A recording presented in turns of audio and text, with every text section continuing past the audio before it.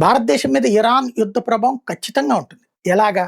Number 1, దాదాపుగా 50 లక్షల మంది గల్ఫ్ దేశాల్లో మనవాళ్ళు పనిచేస్తున్నారు. 50 లక్షల కోటో లెక్క చెప్పడం కూడా కష్టం. మినిమం 50 లక్షలు అంటారు. గల్ఫ్ దేశాల్లో పనిచేస్తున్నారు.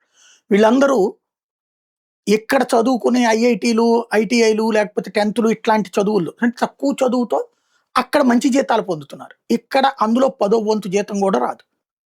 వీళ్ళకిప్పుడు అక్కడ జరుగుతున్న యుద్ధం కారణంగా 8 దేశాల్లో జరుగుతున్న ఆ 8 దేశాల్లోనే ఎక్కువగా ఉన్నారు. అక్కడ ఇబ్బంది పడతారు. నెంబర్ 1. రెండవది ఇప్పుడు ఆ దేశాలలో ఆయిల్ సప్లైలు ఆగుతున్నాయి. ఆరామ్‌కో దెబ్బతినడమో ఇంకోటి.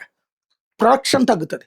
ఆ ప్రొడక్షన్ తగ్గినప్పుడు సప్లై తక్కువైనప్పుడు డిమాండ్ ఎక్కువుంటది. ధరలు పెరుగుతాయి. అది మనకి రెండవది ఇప్పుడు కనబడుతున్నటువంటి మన మీద రాబోయే ప్రభావం. మూడోదొచ్చేటప్పటికి ఇప్పుడు ప్రపంచవ్యాప్త పరిణామాలు మనకి ఇబ్బంది పెడతాయి. ఇటు అమెరికాకి మనం మిత్రదేశం, అటు ఇరాన్‌కి మనం మిత్రదేశం, ఇజ్రాయెల్‌కి మిత్రదేశం, గల్ఫ్ దేశాలకి మిత్రదేశం. అంటే ఇరాన్ దాడిలో బాధితులైనటువంటి దేశాలకి మనమే మిత్రులు. ఇజ్రాయెల్ దాడిలో బాధితులైనటువంటి ఇరాన్‌కి మనమే మిత్రులు. ఇప్పుడు అక్కడ జాగ్రత్తగా తామరాకు మీద నీటి బొట్టులాగా వ్యవహరిస్తా విదేశాంగ విధానం చేయాలి. ఇది భారత్ ముందున్నటువంటి ప్రధాన అంశాలు.